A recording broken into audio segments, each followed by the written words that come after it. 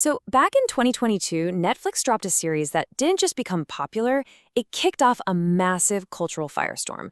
I'm talking about Dahmer, Monster, the Jeffrey Dahmer story. It was a huge hit for sure, but it also started this really intense debate about the ethics of true crime. In this explainer, we're going to pull apart that success, get into the controversy, and really dig into the tough questions the show makes us ask about what we watch and, why we watch it. Okay, so here's our game plan. First, we'll look at the show's unbelievable numbers. Then we'll dive right into that central debate. Was this powerful art or just plain exploitation? After that, we'll explore how the media can turn killers into celebrities, look at the real-life system failures that the show touched on, and, this is so important, we'll give some space to the victims who get forgotten way too often. And finally, we're going to turn the lens back on ourselves, on our role as the audience in all of this. All right, first up, a billion-hour blockbuster. To even begin to understand the controversy, you have to get your head around the sheer scale of this thing. It wasn't just another hit show. It was a record-shattering cultural moment. Get this, within just 60 days, the Dahmer series became only the third show in the entire history of Netflix to be watched for over 1 billion hours. 1 billion! That puts it up there in the same category as giants like Squid Game and Stranger Things. It was an absolute monster of a hit, and that kind of success means it leaves a huge cultural footprint. And it wasn't just a commercial smash. The critics loved it too. It got praised for the incredible acting from Evan Peters and Niecy Nash, its super haunting soundtrack, and how perfectly it recreated the time period. And all that praise, it turned into major awards. We're talking Golden Globes and Emmys for those powerful performances. But, and this is a huge but, almost the second it became a hit, this massive wave of ethical criticism just exploded. The very things that made the show so compelling for some people were the exact same things that made it a source of deep, deep pain and anger for so many others. And that brings us right to the heart of it, doesn't it? Where exactly is that line between telling a compelling story and just cashing in on real human tragedy? The whole debate around the Dahmer series is like a perfect case study for that very question. So, on one side, you had supporters who were arguing that the show was just artistically brilliant. They said it gave a voice to the victims and was this powerful warning about the systemic failures that let Dahmer get away with it for so long. But on the other side, critics said it was just deeply exploitative, that it was re-traumatizing the victims' families, and blurring that line between what really happened and what was made up for TV. And here's the detail that's just impossible to look away from. Not one single family member of Dahmer's victims was ever consulted. Nobody gave their permission. So they were forced to watch their absolute worst traumas get turned into a drama, packaged up and sold for profit around the world, all without anyone ever asking them. Now, to really understand why this felt so incredibly wrong to so many people, we kind of have to zoom out and look at this bigger pattern, the way our media can take a horrific criminal and basically turn them into a celebrity. And it's a process that has a lot less to do with admiring them and a lot more to do with just paying attention. I mean, think about this definition of celebrity. It's not about being liked or being talented. Celebrity happens the moment the media's focus switches from what a person did to who they are, their psychology, their backstory, their private life.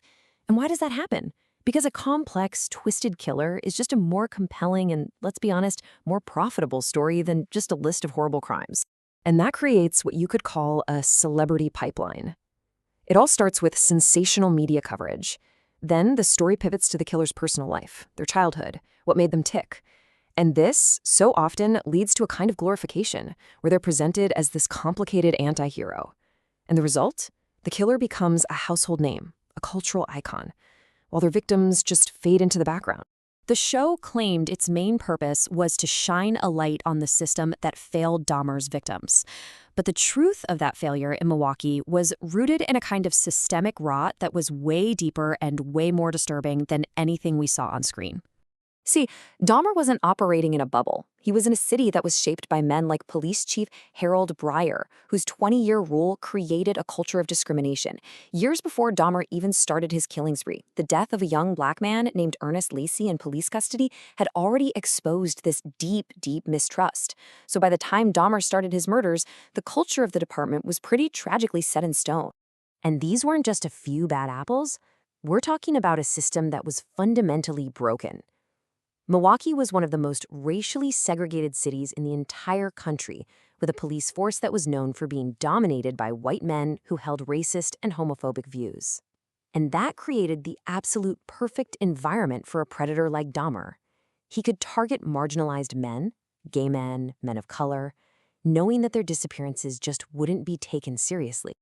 This quote from Alderman Michael McGee, a Black leader in the city back then, is just staggering. It really captures the incredible sense of hopelessness.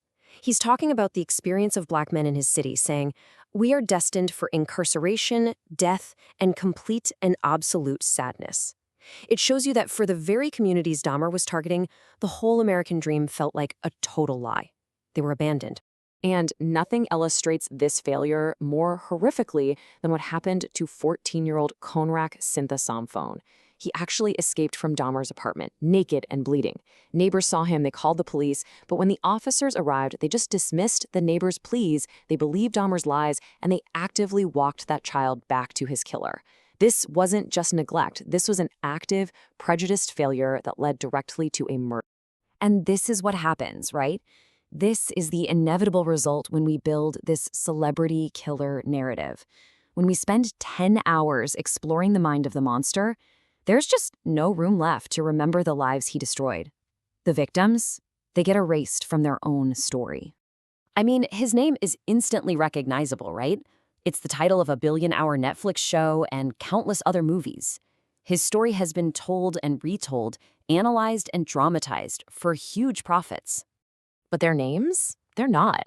Their lives, their hopes, their families, all of that is too often just a footnote in the story about the man who killed them. Stephen Hicks, Stephen Toomey, James Doc Stater, Richard Guerrero, Anthony Sears, Raymond Smith, Edward Smith, Ernest Miller, David Thomas, Curtis Strauverder, Errol Lindsay, Tony Hughes, Konrak Sinthasomphone, Matt Turner, Jeremiah Weinberger, Oliver Lacey, Joseph Bredehoft. We say their names to remember them, not just as victims, but as people. People whose lives mattered and whose stories deserved to be at the center of the narrative, not on the edge. And that brings us to the last and maybe the toughest question of all. Because this controversy isn't just about Netflix or the show's producers, it turns the spotlight right back on us, on the people who clicked play. We have this deep, sometimes really uncomfortable fascination with dark stories. Scholars call it morbid curiosity. It's that impulse that makes you slow down to look at a car crash. It's a pull toward understanding threats so we can avoid them. But we have to recognize that our viewership is the engine here. Our clicks, our subscriptions, they power a multi-million-dollar industry that often puts entertainment value above the real human pain of the families affected. And so, we're left with this final, really challenging question. Is our desire to watch, to understand, to be entertained, is it worth the price that's paid by the people who have to relive their absolute worst nightmares? There's no easy answer here. But it's a question we have a responsibility to ask ourselves every single time we choose to turn someone else's real tragedy into our entertainment.